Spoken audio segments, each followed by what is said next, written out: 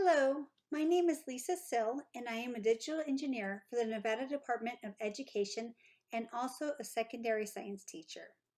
We all know that frequent communication with your students and families is key to success, but it can be very difficult to achieve for a variety of reasons. The traditional classroom is no longer a brick and mortar building or a physical classroom, but now includes virtual and hybrid classrooms. And that requires teachers, students, and parents learn how to communicate in new ways. Communication is key to success, so building rapport with parents and students is extremely important, especially now.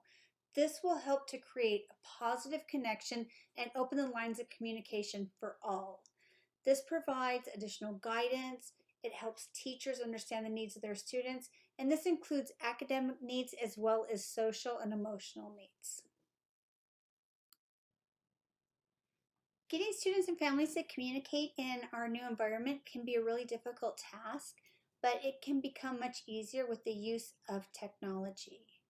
Anytime you're using technology, it helps the teacher and the families achieve communication goals.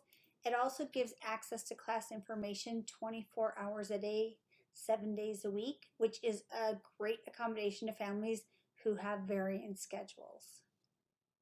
The communication can be achieved through email, text message, phone calls, or through the LMS you're already using, such as Canvas.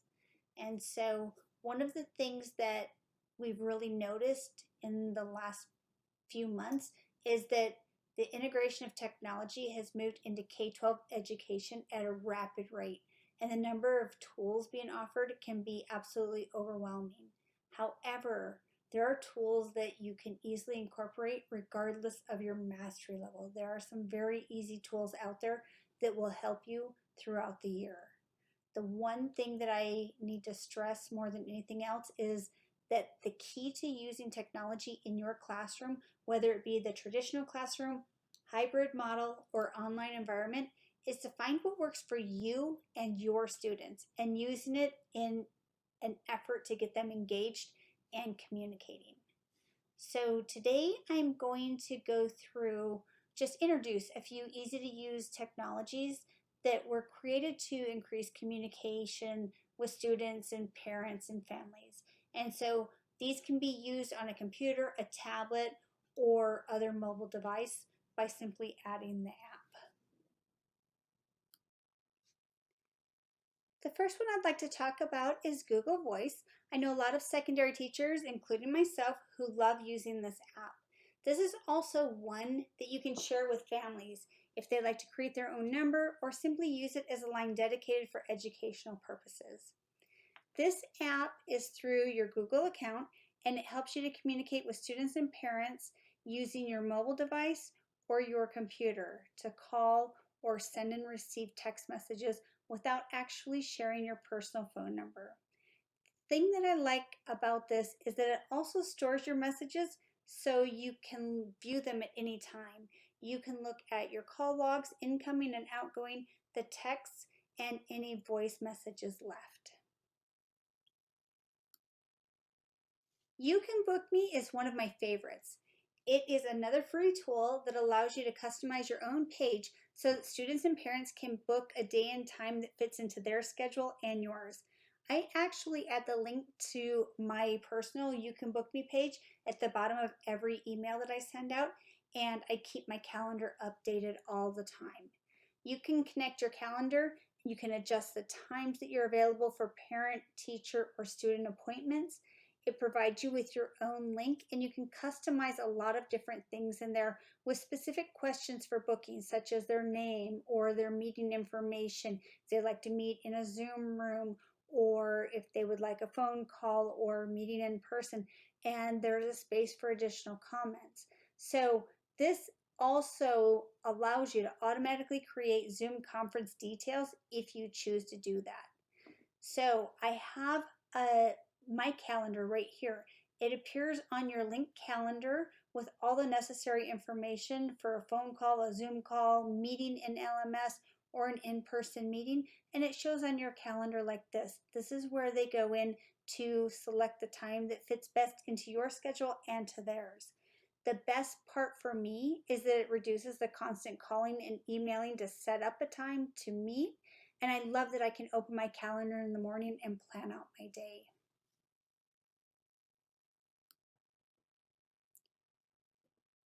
This slide includes 4 different apps that I'm going to talk about: Seesaw, Class Dojo, Blooms, and Class Tag. These are all free digital tools that work on any device and allow teachers to create a class page, send announcements, send out reminders, send out instructions, and it's also a great way for parents to stay informed about class activities and easily communicate with the teacher. These all allow parents to receive notifications in whichever way they choose, whether it be through email notifications, notifications in the app, or through text message. So the parent can set that up in any way they choose on their own device. So these here, there are different ones, different teachers have different reasons for liking them, but they all enable teachers to share messages and images. They can share them to the entire class or to individuals. They can also assign and share student work or portfolios, and also have automatic language transition. So that is a really big one because it makes it accessible for all families. The one that stands out a little bit more is Blooms because it also allows parents to communicate with each other if that is something that you want in your class. That's an amazing way to build a class community where parents can get help from each other or volunteer to collaborate or share best practices. So it's all about your personal preferences. The last one here is Zoom. I'm sure we've all heard of Zoom. It's become very, very popular because it creates a virtual classroom that includes cameras and microphones for teaching and learning, or even conferencing.